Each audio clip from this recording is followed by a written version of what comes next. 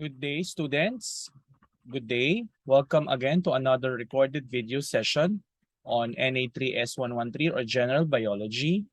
The topic that we'll be discussing is all about cell division and cell cycle.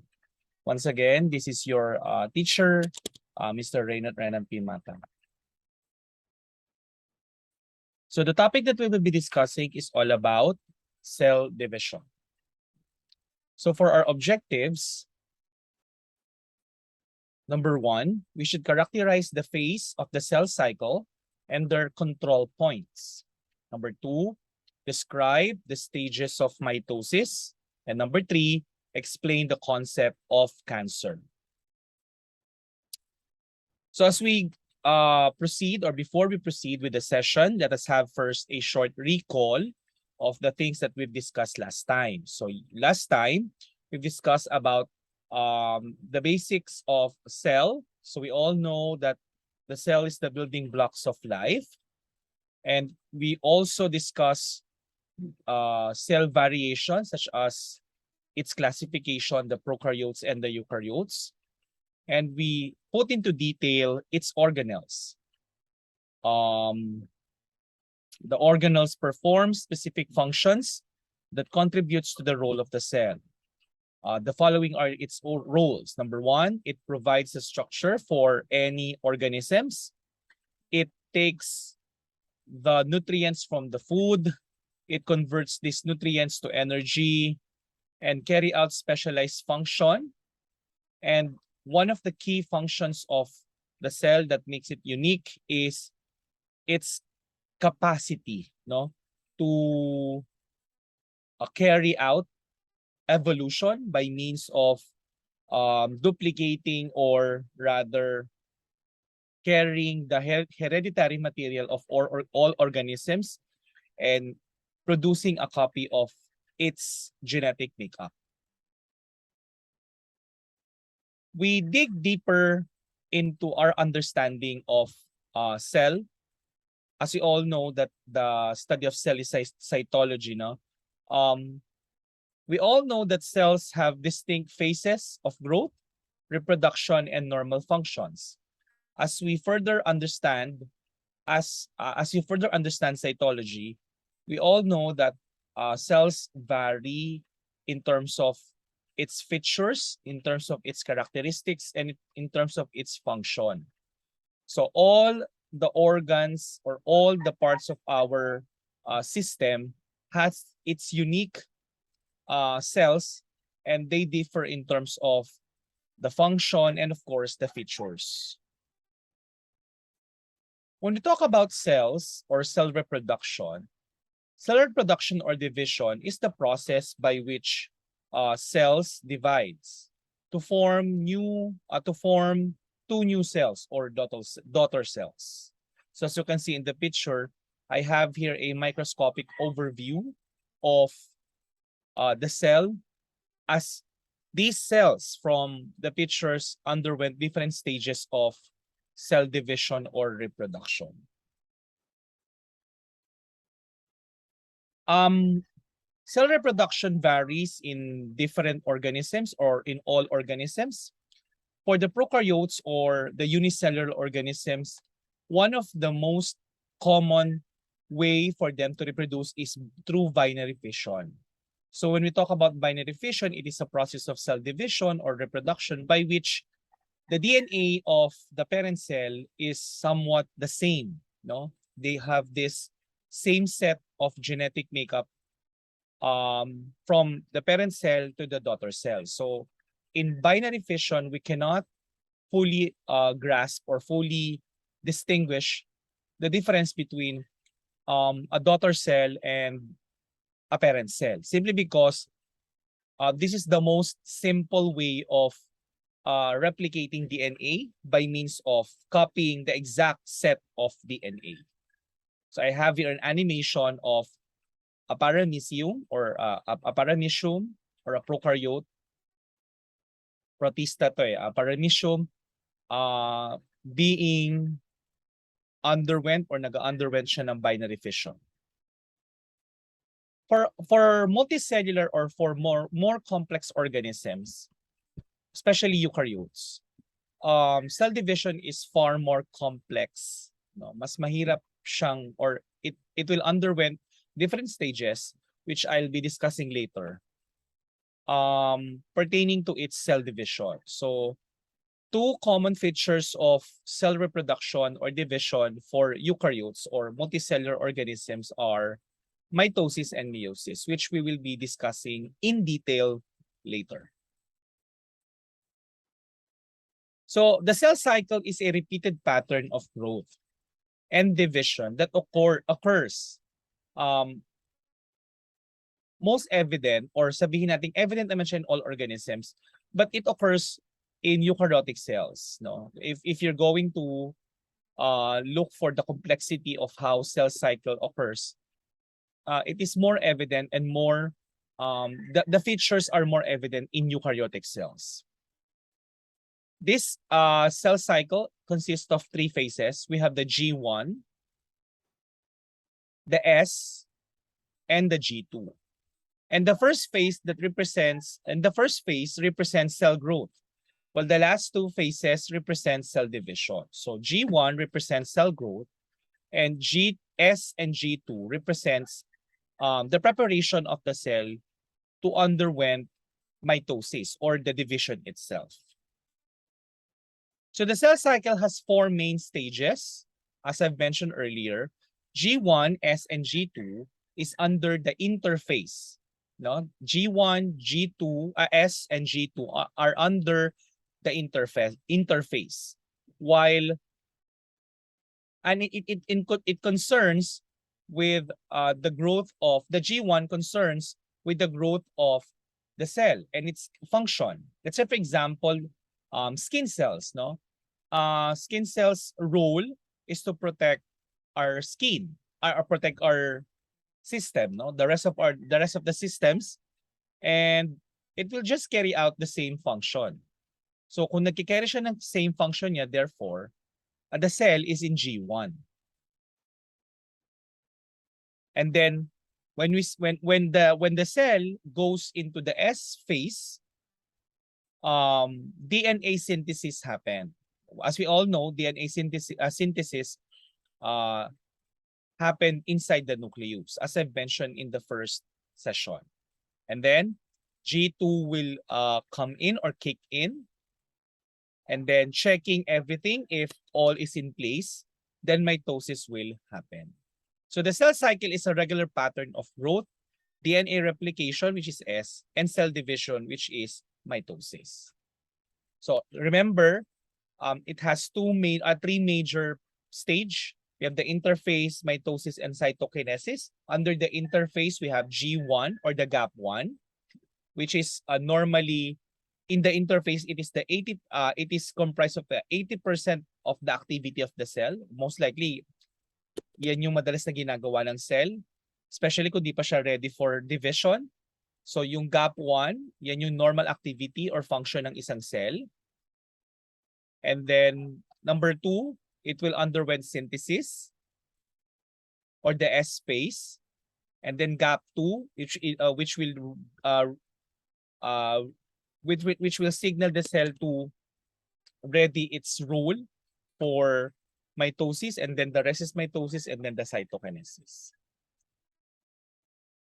So as you can see in the picture, interphase takes up 80% of the cell cycle. It has three phases. Now, as I've mentioned earlier, to put into detail, G1 or GAP1 is focusing on cell, or focusing on its role. No? The cell focuses its role, carry out routine functions. Yan yung normaling ginagawa ng isang cell. Now, take note, cells vary in their functions. Like for example, the nerve cell, meron siyang ibang function compared to tissue cells, bone cells, mga ganun. Yung mga cells sa ating bones, iba rin ang kanilang function. So, 80% of the cell's life happened in the interphase. So sa G1 yon. So pag tinanong ko kayo sa exam, what type of, or saang phase natin makikita wherein the cells rapidly growing, lumalaki siya, and carry out its routine function, that is in G1. And then when DNA synthesis happened, therefore the cell will underwent replication of DNA. So nasa S phase na tayo, or the synthesis phase of the interphase in which DNA replicates from a single chromatid into full chromosome. So later on, we will be discussing this one in detail. And then G2, wherein the organelles replicate and chemicals needed for mitosis are produced and sent to proper locations within the cell. So dito natin nire-ready yung cell as it goes mitosis. So again, interphase has three parts. We have the GAP1, which is for routine functions. Number 2, the synthesis phase or the S phase, which is for DNA replication. And number 3, which is the GAP2. GAP2 is just replicating the organelles and preparing the cell for mitosis or to produce 2 daughter cells. So if you're going to look at the interphase, no, primarily, this is just primarily, no, ironically dito ako medyo natutuwa. 80% of the life of a cell is in interphase. Imagine, yung 80% yung hinahanda ka lang for duplication or hinahanda lang yung cell to duplicate, no? So ibig sabihin, in the interphase phase, tatandaan nyo lang that cells spends the majority of their cell cycle. Majority, kaya ngayon yung pinakamalaki sa cycle. The purpose is for cell growth. So as we all know, lumalaki ang cell and it tend to grow as it continues its function. So by the end of the interphase, ang role niya is kailangan may dalawang set na ng DNA, which is yung chromosomes mo, and it is large enough to begin the division process. Okay, again, it is large enough to begin the division process. So we go back to our knowledge of grade 10 science, which is knowing chromosomes. Kasi ito yung isa sa mga reason kung bakit nagdo-duplicate or nagdi-divide ang isang cell, simply because we want our DNAs to be replicated. Okay, and as we all know, DNA tends to be duplicated, no?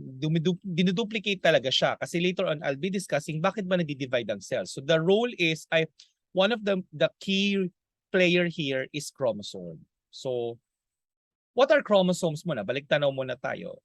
Chromosomes are DNA containing cells, mini cells or organelles. Yan, meron siyang diyan natin makikita yung DNA or the cell's genetic code. Each chromosome has a matching pair or homologous pair. So yung chromosome natin, meron siyang ka-pair. So yung isa nasa taas, yung isa nasa baba. At nagbubuklod sa kanila is the centromere.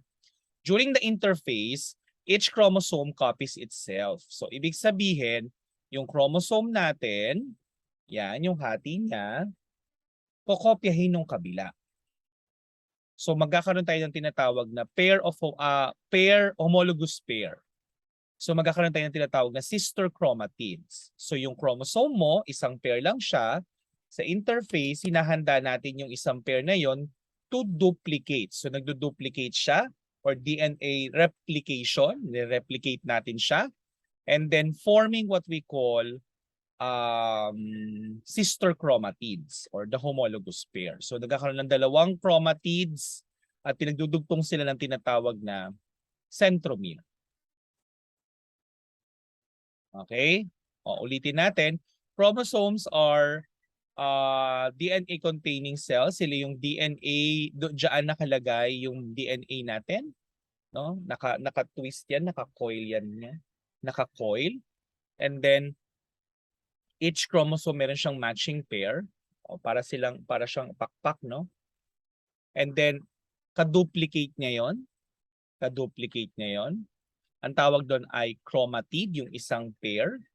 Tapos pag nag-duplicate siya, underwent DNA duplication, nagkakaroon ng sister chromatid, and then yung nagdudugtong sa kanila is the centromere.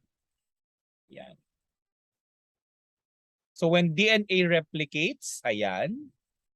So yung dalawang chromatids magkakaroon siya ng ka-pair at yung ka-pair niya ay ka-duplicate niya. So ang tawag doon ay sister chromatids. Yan yung sinasabi ko kanina. So yung dalawang chromatids na yan, kapag nag-underwent siya ng DNA replication, magkakaroon siya ng ka-sister chromatids. So magkakaroon ng 2 pairs. So 4 na chromatids yon as it went DNA replication. So when the DNA starts mitosis, or isa sa mga preparations in the interface, is when the DNA, when the chromosome starts to condense, kumakapal siya or nagtithicken siya. So ano yung nag-trigger sa chromosome para siya ay mag-condense, no? Bago mag-start ang mitosis, nagtithicken na siya. So ano yung nagpapathicken sa kanya? So ang nagpapathicken sa kanya is the protein called histones. So as you can see in the picture, these histones wraps the DNA and then pinapakapal niya yon. No? Parang nag-iitsura siya makapal. In a typical human cell, merong 6.5 feet ng DNA. So ganun siya kataas. And then yung coil niya pag in-stretch yun, no? Ganun siya kataas, 6.5 feet. Pero pag kinoil siya, sobrang compress. Talaga makikita mo sobrang kapal niya. No? And then mitosis happen. So tandaan lang natin, in the interface, we have G1, S, and then G2. And then magkakaroon ng thickening of the chromosomes. No? And magkakaroon din tayo ng DNA replication doon sa S phase, in which yung sister chromatids natin na isang pair, magiging dalawang pair yon ng identical sister chromatids.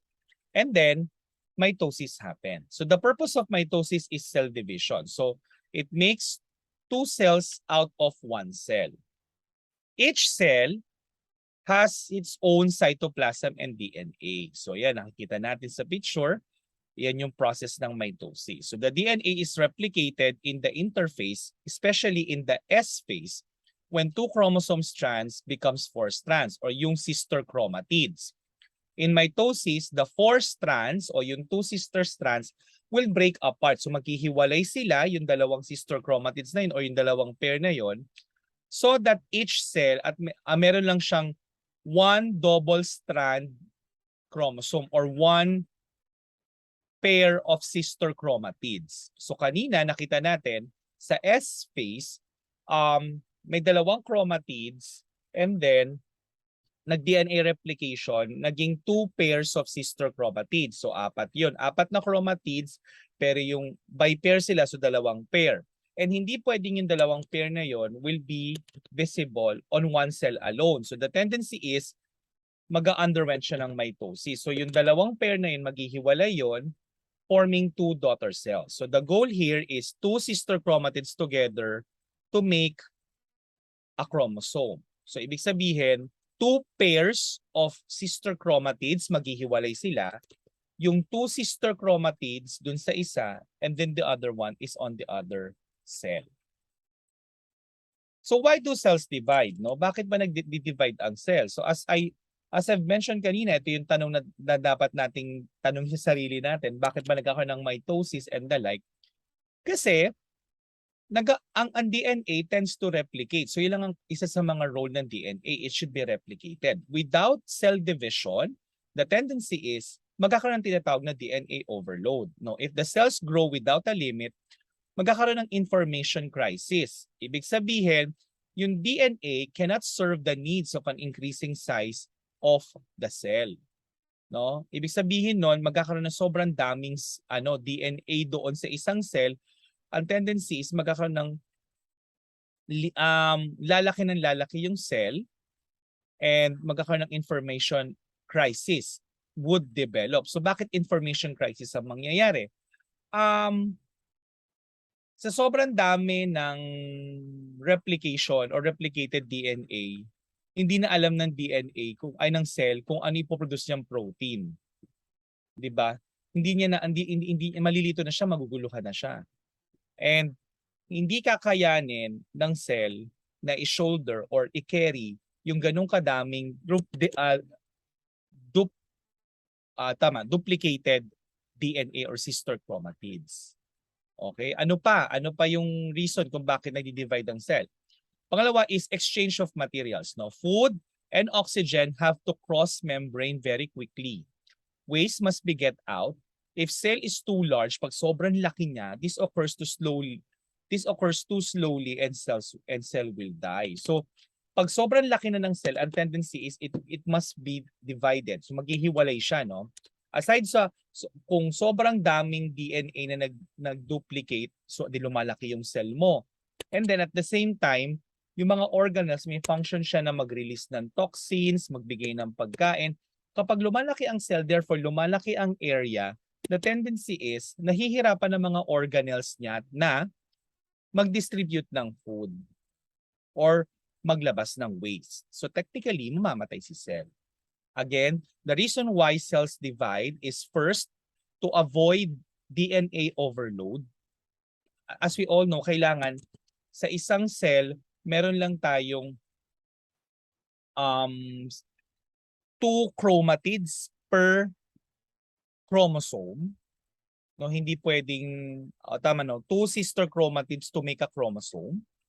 At the same time, to avoid yung mabagal na production ng food, energy, and paglabas ng waste sa cell. Tatandaan nyo yun, ha? Always remember that one.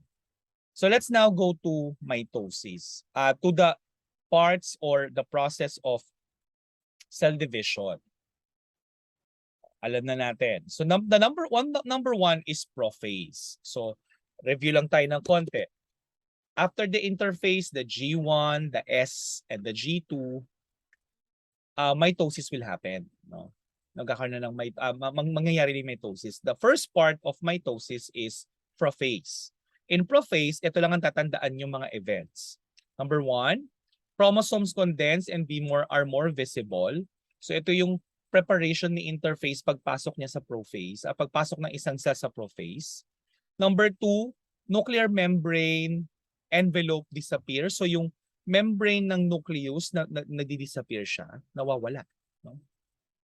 And then the centrioles have separated and taken positions to the opposite poles of the cell. Pupunta sa dalawang poles yung centriole. Kasi yun naman ang role ng centrioles eh.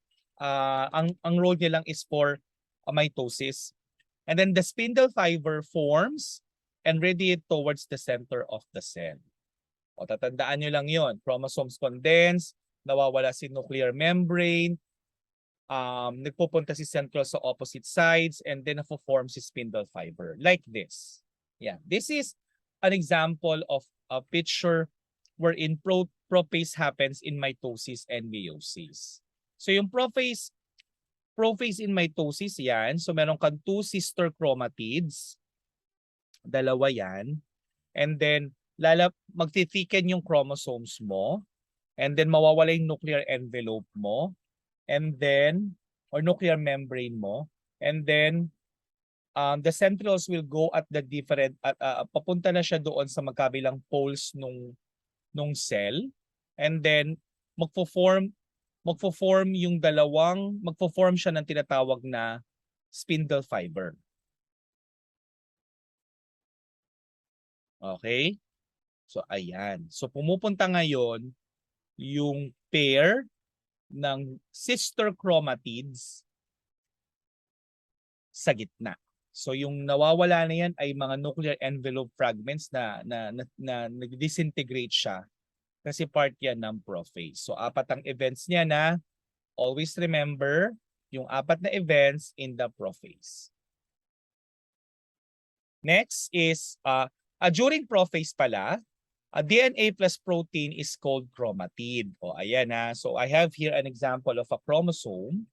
May chromosome ako, condensed na siya, kumapal na siya, and then duplicated na rin siya. So yung tawag dun sa kalahating part ng chromosome is the chromatids. O kaya nga, nire-recall lang natin ulit. Dumudugtong sa kanya is the centromere. And then yun sa mga edges or dulong part ng chromatids are the telomere. No, 1/2 is called chromatid. Ayan, sinabi ko na yan kanina. And then, the telomeres protects the DNA. So yan yung nagpo-protect sa DNA. So bago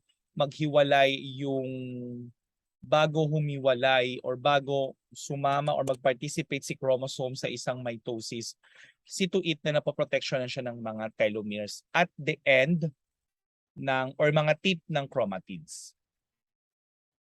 During prophase, ayan, chromosomes condense. It's because of anong protein yon? Anong protein ang nagpapakapal? Sinabi ko na yan, the histones. Lalabas sa exam yan, ha? And then, spindle fiber form. So yung nasa baba, yan yung centrioles. And then i-connect siya ng mga spindle fibers at dyan ngayon pupunta yung mga condensed chromosomes. Now before we go to metaphase, there is what we call the prometaphase, para malinaw to. When the nuclear dito nangyayari, mabilis lang to. Dito nangyayari yung pag-disintegrate or pag-breakdown ng nuclear membrane. So yung nucleus mo may nuclear membrane siya, mag-disintegrate yon sa prometaphase. And then the kinetochore microtubules invade the nuclear space. So yun siya mag-i-invade dun sa space, no, na ino-occupy ng nucleus and attach to the kinetochores. So yung kinetochores, ayan. Yan yung mga parang yung white, yung yellow. Yan, these are the kinetochores, mitochondrials. And then the polar microtubules push against each other, moving the centrioles apart. So tinutulak nung polar microtubules and the kinetochore microtubules yung mga centrioles dun sa pole.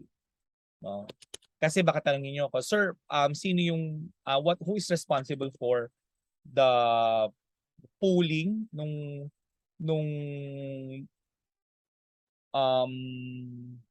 centrioles in the poles? It's the kinetochore microtubules, no?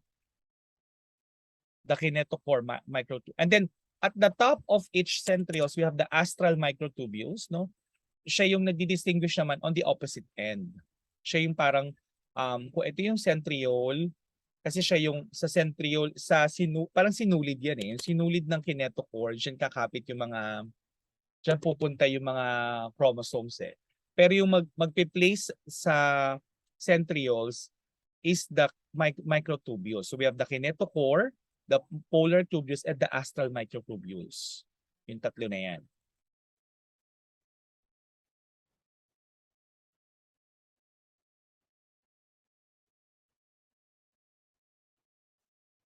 And then, metaphase happens. So kung nangyari na yung mga yon, actually this is metaphase, no, sorry. Metaphase is characterized by 4 events. So ano yung events ng metaphase? So ito yung pinakamabilis, no? Dalawa lang yan. Yung when the chromosomes align doon sa middle ng cell, and then the spindle fibers connects the centromeres. Ito yung sinasabi ko kanina.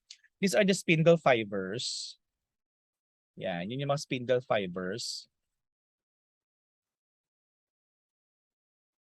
And then dyan a-attach yung gitna ng chromosome, which is the centromere. And then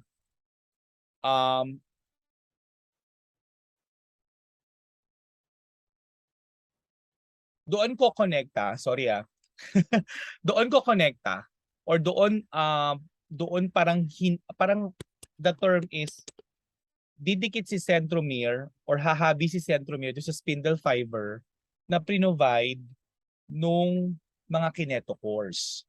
Ng polar microtubules and the astral microtubules.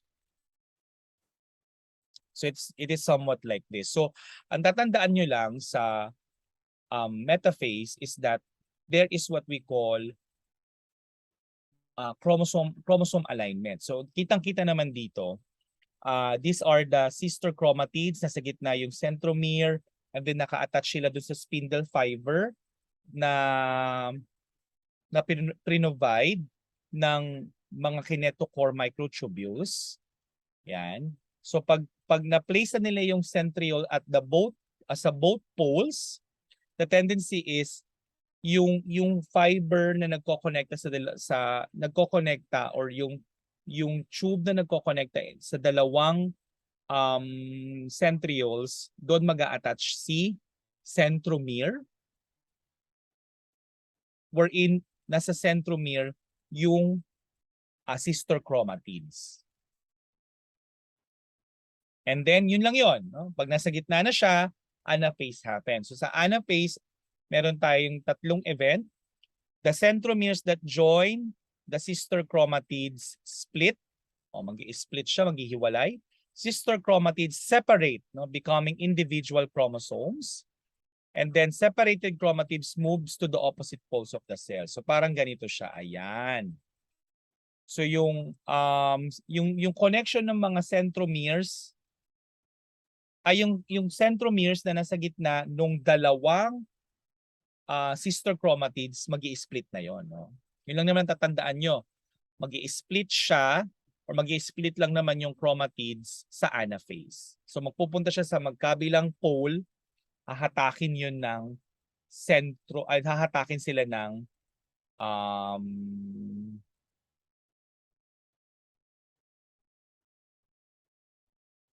hahatakin sila ng centriole. Hindi na centromere, centriole. Okay. And then telophase, no? Telophase has 4 events. Ito yung last phase ng mitosis. Sorry, this is not prophase, this is telophase. So number 1, chromosomes, each consisting of single chromatids uncoil. Mag-uncoil ulit siya, no? So mawawala si protein na nag-coil sa kanila, which is ano yung protein na yon? Balikan natin. Anong protein yon? Yan, the histones. Correct. Para at least may story tayo, no? Mag-uncoil siya, and then the nuclear envelope again forms around the chromosomes in the H pole. So di ba naghiwalay ngayon din dalawang sister chromatids, magkakakita dalawang nucleus yun, ay dalawang magkakaroon ng nuclear envelope, and then mag-uncoil yung DNA doon, and then the spindle fiber will dissolve, mawawala yun, and then the cytokinesis begins. So ito yung itsura niya. Yan. So during the telophase, may bagong nuclei and the chromosomes begin to uncoil. So nung hinatak ni centriole yung sister chromatids, no?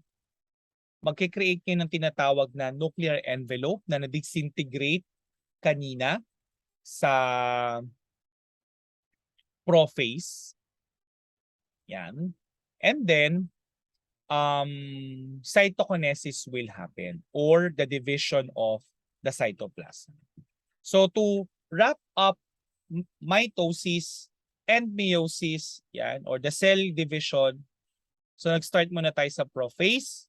So sa prophase, nag-thicken yung DNA, yung chromosome nag-thicken, yan. Tapos ano nangyari sa prophase? So nag-thicken, yung centrioles mo, naglabas siya ngayon ng spindle fiber. Yan. Tapos prometaphase, pumunta ngayon yung dalawang centriole at the pole ng cell. And then yung kinetochore, tsaka yung mga microtubules mo dyan, nagkaroon ng formation. And then for the metaphase, kumonekta yung centromere, baka nalilito kayo sa mga terms. Kumonekta yung centromere ng chromatids ng chromosome, no? Yung nagko-connecta sa mga sister chromatids doon sa spindle fiber. And then nagkaroon ng alignment sa gitna, hinatak siya sa anaphase, naghiwalay yung dalawang sister chromatids. And then nabuo ulit yung nuclear envelope sa telophase. Yan. And then cytokinesis will happen. So to wrap up, number 1 is prophase. Yan, may thickening ng DNA. Number 2, This is metaphase. Number 3 is anaphase. Actually, dito medyo misleading pa eh, no? I think number 4 is anaphase. Yeah. Number 3 is metaphase. Yung metaphase number 3 yan. Yan. And then prophase. So ito lang yung pagkakasunod-sunod, prophase, prometaphase, metaphase, anaphase, and then telophase. And then cytokinesis will occur. Ayan. So this is a comparison between meiosis and mitosis. So as we all know, mitosis is the division of the somatic cells or the body cells. The division naman of the sex cells, that is meiosis. So in meiosis, we have two phases ng divisions. We have the meiosis 1 and then the meiosis 2. So same process lang naman ng meiosis 1 and meiosis 2, but they only differ in the output or they only differ doon sa dami ng chromosomes na napoproduce. For the mitosis, as we all know, meron tayong sister chromatids na na-separate during anaphase. Yan. For meiosis 1, no, meiosis 1, yung homologous chromosomes separate during anaphase 1. Yan, sister chromatids remain together. O parang pareho lang yung meiosis 1 tsaka mitosis. But for meiosis 2, ang mangyayari is yung sister chromatids na nahiwalay, maghihiwalay pa siya lalo. No? Maghihiwalay pa siya lalo for meiosis 2. The reason is kailangan niyang humiwalay kasi nga i-prepare natin yan once yung mga daughter cells na yan, ng sex cells na yan is may ka-pair na. So ibig sabihin in anaphase 2, we have cells that is known as the haploid. Ibig sabihin kalahati lang. Kalahati lang siya ng sister chromatid. So yung sister chromatid, dalawa yon, mahahati pa. Yung kalahati yung haploid, pag dalawa sila, diploid.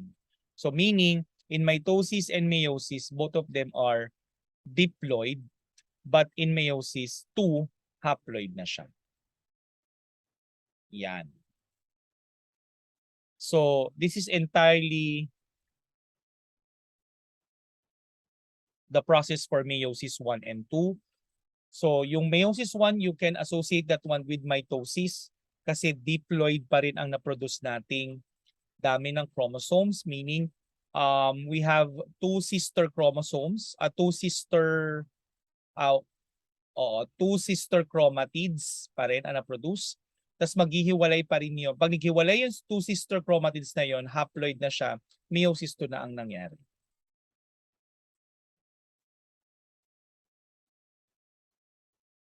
And then, we now proceed with cytokinesis. Cytokinesis is the division of the cytoplasm into two individual cells. The process differs from animal and plant cell. Ipapakita ko yan ngayon.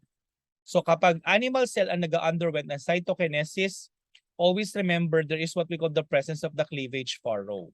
Yung parang umbok, no? Cleavage ang tawag dyan eh. So kapag nagpo-form ang nuclear envelope, napipilitan ngayong magkaroon ng cleavage furrow kasi epekto yan ng pagpo-form ng nuclear envelope. Pag nagpo-form dalawang nuclear envelope, imagine dalawang circle na nagpo-form, the tendency is yung cell mo na malaki, magkakaroon siya ng furrow kasi nadadamay sa split up yung formation or nadadamay ng formation yung split up ng cell. That is for animal cell. But for plant cell, tandaan nyo lang, plate forms. Plate forms. So nagkakaroon lang ng division by cell plate. Division by cell plate. Now, always remember O, tandaan nyo yun ha. Plant cells, cleavage furrow, animal cell, cleavage furrow, plant cell, cell plate. The rate of the cell division varies with the need for those types of cells. So ibig sabihin, iba't ibang klase ng cell, iba-iba rin ang bilis ng pag-divide. So ang skill cells, kailangan natin mag-shred ng skin, ng cells sa skin. So every 2 weeks nagpapalit siya. Red blood cells every 4 months. Liver cell, 300 to 500 days. Intestinal cell is 4 to 5 days. 4 to 5 kasi nga kumakain tayo. Intestine, muscle, and other tissues, 16 years. May mga iba, taon ang binibilang, yung iba naman, may iba naman, may iba mga cells na pag namatay, mahirap ulit mag-replicate. Like for example, yung cell natin sa utak or the neurons.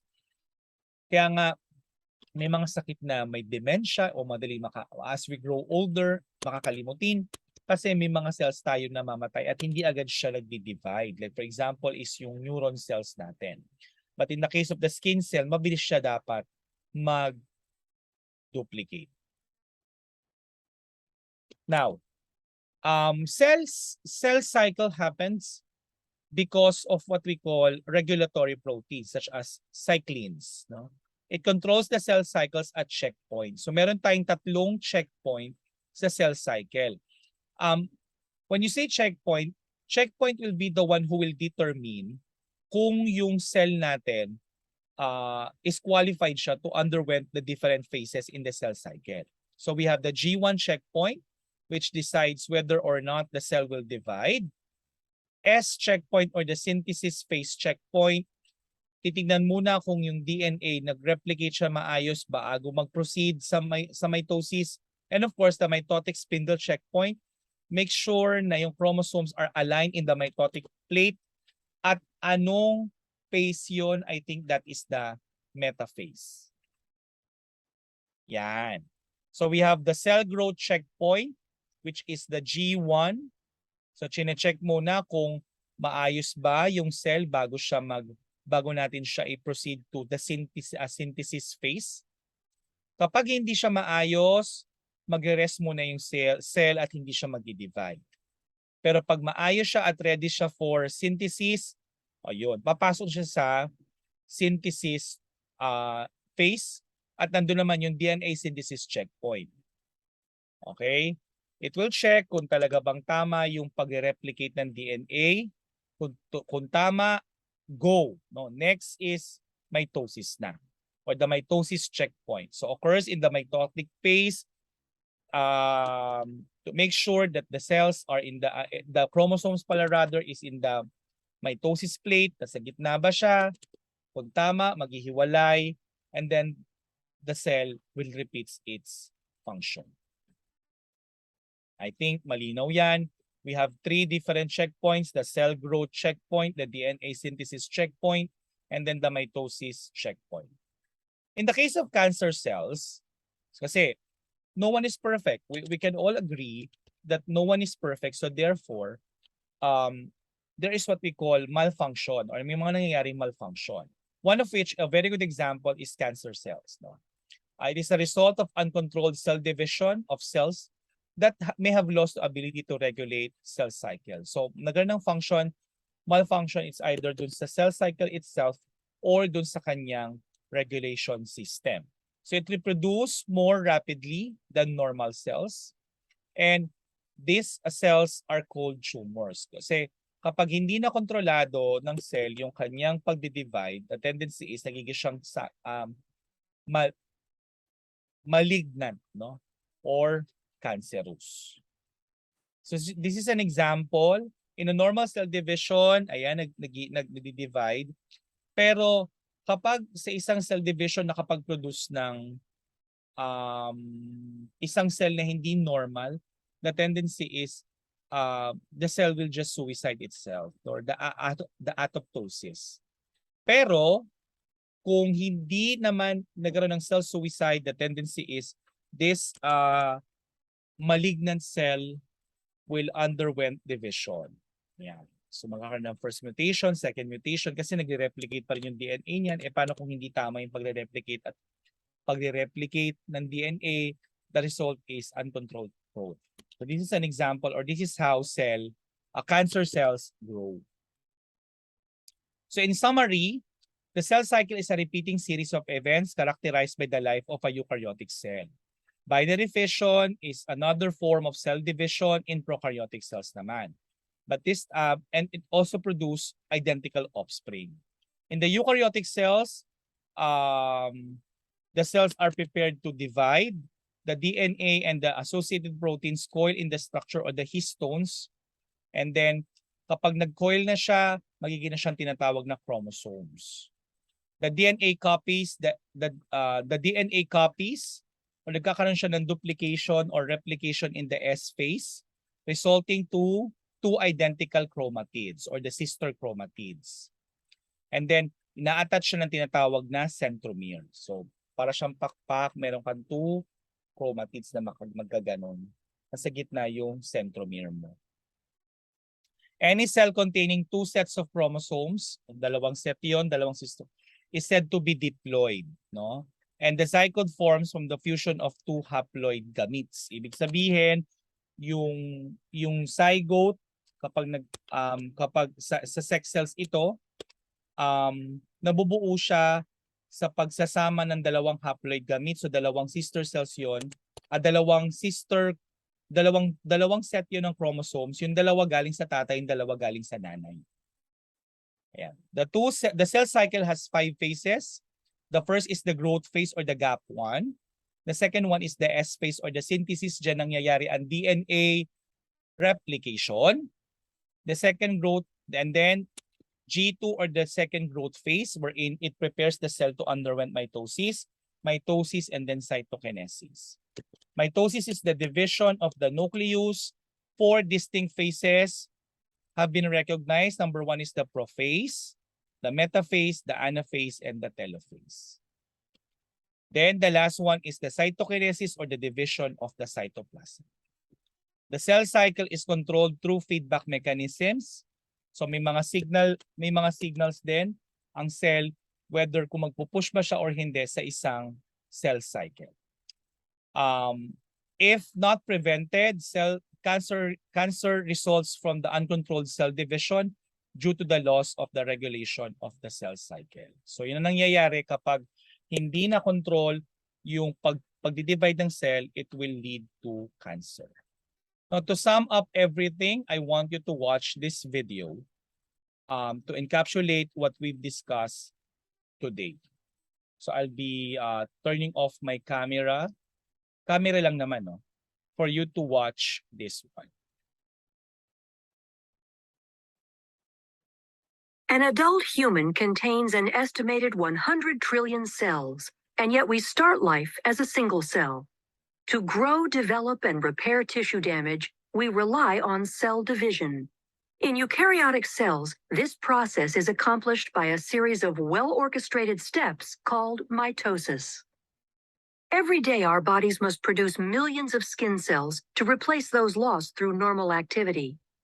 Each of these cells must have a complete complement of the genetic material. Prior to cell division, where the cell divides into two identical cells, the DNA needs to be replicated so that each daughter cell receives an exact copy.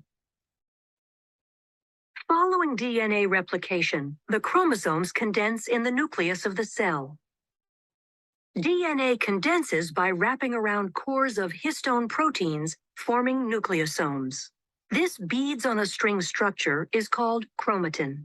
As a cell prepares to divide, chromatin coils up further, shortening and condensing the chromosome.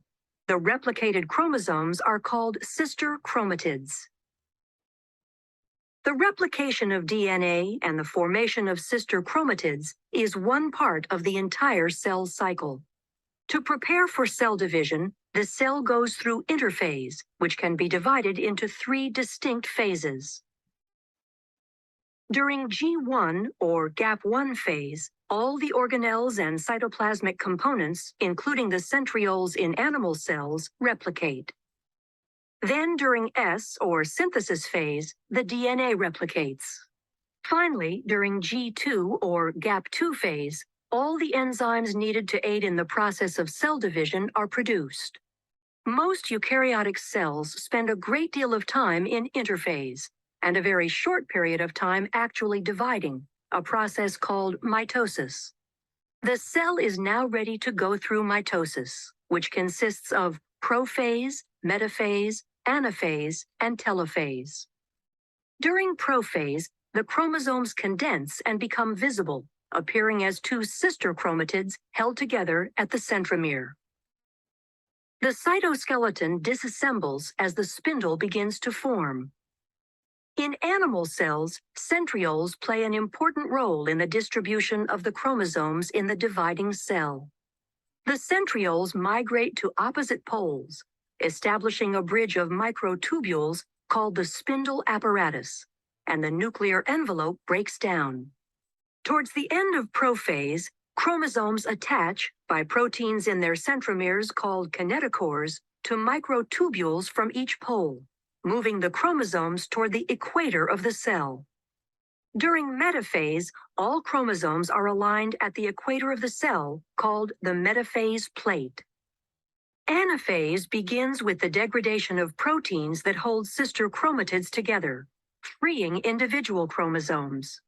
The free chromosomes are then pulled by their kinetochores to opposite poles. At telophase, a cleavage furrow forms in the center of the cell.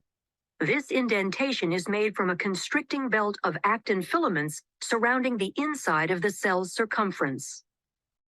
Chromosomes cluster at opposite poles and begin decondensing as the nuclear envelope reforms around them. The spindle apparatus disassembles as the microtubules are broken down into tubulin monomers that can be used to form the cytoskeleton of the daughter cells. In animal cells, cytokinesis completes cell division by extending the cleavage furrow to completely separate the newly formed daughter cells. Since plant cell walls cannot be constricted by actin fibers, vesicles form an expanding membrane partition called the cell plate. Like animal cells, plant cells use cytokinesis to finish the division of the contents of the cytoplasm between the two identical daughter cells. During the cell cycle, certain checkpoints are encountered to make sure the process is occurring accurately. And if it is not, the cell cycle will stop at the checkpoint and correct, or possibly inhibit that cell from dividing. The first checkpoint is the G1S checkpoint, and is considered the primary point at which the cell cycle continues or stops. External signals and growth factors can influence the cell cycle and affect the progress at or before this critical checkpoint. The G2M checkpoint allows cells that have successfully completed all three phases of interphase to begin mitosis. The last checkpoint is the spindle checkpoint, ensuring that all chromosomes have attached to the spindle in preparation for anaphase. Growth factors, the size of the cell, and the nutritional state of the cell are all contributing factors in cell cycle regulation, ensuring that only certain cells divide at appropriate times. Once all the checkpoints in interphase are cleared, mitosis can occur. From interphase to cytokinesis, the entire process of cell division can take on average 10 to 20 hours in a typical plant or animal cell. Depending on the nature and use of the cell, the process can happen at different frequencies as well. In humans, our skin cells have a high turnover rate due to wear and tear and go through mitosis very frequently, whereas other cells, such as adult neurons and muscle cells, rarely divide. The accuracy of mitosis, as well as the consistency of the checkpoints during interphase, ensure that most cells in a eukaryotic organism can produce identical copies of themselves. This process allows for growth and repair to prolong overall physiology as well as life itself.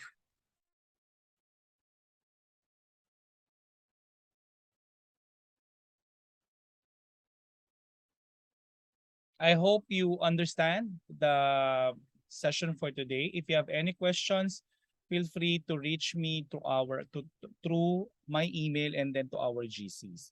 For clarifications regarding anything about the module, feel free to reach me in the said accounts. Thank you and have a good day.